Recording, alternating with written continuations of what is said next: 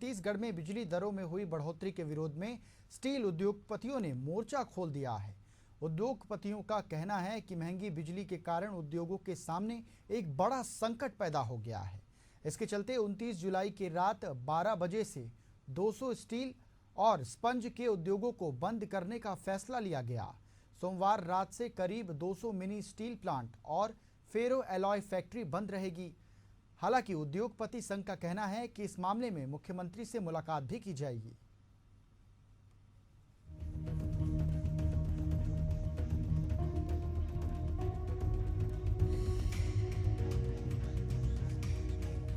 Steel production में छत्तीसगढ़ का स्थान देश में दूसरे नंबर पर है। यहाँ के स्टील की सप्लाई देश के कई राज्यों के अलावा विदेश में भी की जाती है, लेकिन अब ये सेक्टर उद्योगों को चलाने के लिए जूझ रहा है, जबकि छत्तीसगढ़ शीर्ष बिजली उत्पादक राज्यों में से एक है। बिजली की दरों में बढ़ोतरी के खिलाफ स्टील उद्योग से जुड़े लोग लामबंद हो गए हैं। स्टील उद्योग से जुड़े कारोबारियों ने सरकार से बिजली के दामों में कटौती की मांग की है। बिजली दरों में राहत न मिलने से उद्योगपति अपने उद्योगों को बंद करने की तैयारी में हैं।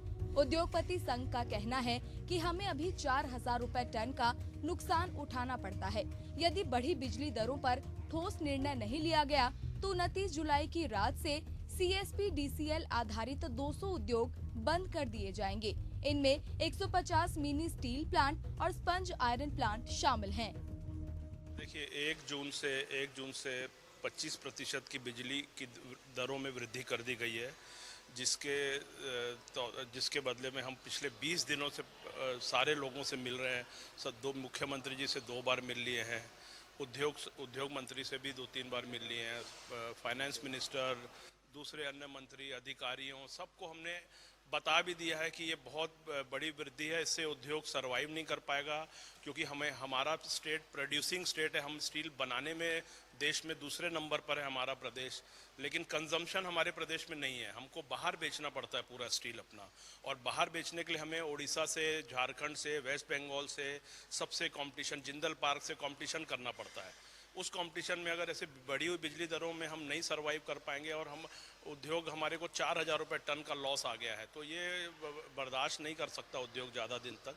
छत्तीसगढ़ में वित्तीय वर्ष 2024-25 के लिए औसत विद्युत प्रदाय दर अनुमानित 6 रुपए 92 पैसे प्रति यूनिट है।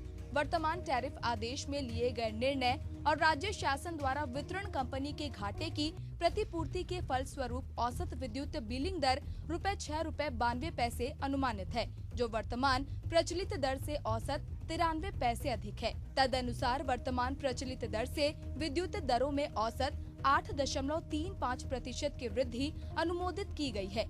घरेलू एवं गैर घरेलू उपभोक्ताओं के विद्युत दरों में 20 पैसे प्रति यूनिट की वृद्धि की गई है।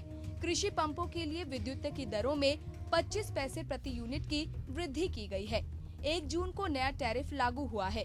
इसके बाद से सरकार पर कांग्रेस हमलावर है। उद्योगों को बंद करने की चेतावनी पर कांग्रेस ने भाजपा पर सवाल खड़े किए हैं। वहीं भाजपा का कहना है कि उद्योगपतियों को जिस प्रकार की कमी नजर आ रही है, उस पर सरकार विचार करेगी और उनकी कमियों को दूर किया जाएगा। नहीं, देखिए, भारतीय जनता पार्टी विकास के साथ चलने वाली पार्टी है, और आपने बजट में देखा कि दूसरे नंबर पर जो 9 पॉइंट है, दूसरे नंबर पर उत्पादकता है। उत्पादकता को बढ़ाने पर हमारा जोर रहता है, और मेरा मानना है उद्योगपतियों को जो भी किसी भी प्रकार की कमी महसूस हो रही है या जो मांग है, उस पर सरकार पूरी तरह से विचार करेगी और उनकी कमियों को दूर किया जाएगा। उनकी मांगों को जो युक्त होगी उसे माना जाएगा। जिन उद्योगों को पिछले 5 साल में सब्सिडी देके, राहत देके हमने पटरी पे ले आया था हमारी सरकार ने, उन उद्योगों को बिजली के दाम बढ़ा के यह सरकार पूरी तरीके से खस्ताहाली के कागार पे पहुंचा दी है। हम सरकार से मांग करते हैं कि बिजली के बिल के दाम तत्काल बढ़ाए जाए। इसके अलावा बिजली बिल के दाम इसलिए बढ़ाए गए हैं कि ये जो 200 उद्योग हैं मजबूर हो जाएं कि अडानी के पावर प्लांट से बिजली खरीदें, महंगी बिजली। इसलिए सरकार ने सब षड्यंत्र किया हुआ है। अडानी को फायदा पहुंचाने के लिए छत्तीसगढ़ के छोटे छोटे उद्योगों को सड़क पे लाने की साजिश की गई है। यह सरकार अडानी के लिए चल रही है, छत्तीसगढ़ की जनता के लिए नहीं चल रही है। छत्तीसगढ़ में अगर स्टील उद्योग बंद हुए तो इसका असर पूरे देश में पड़ना तय है, क्योंकि बड़े स्तर पर छत्तीसगढ़ के उद्योगों से स्टील दूसरे राज्यों को भी भेजा जाता है। इससे सरकार के राजस्व का भारी नुकसान होगा और उद्योगों को बंद होने से रोजगार का संकट भी खड़ा हो सकता है। एशियन न्यूज के लिए इम्तियाज अंसारी की रिपोर्ट।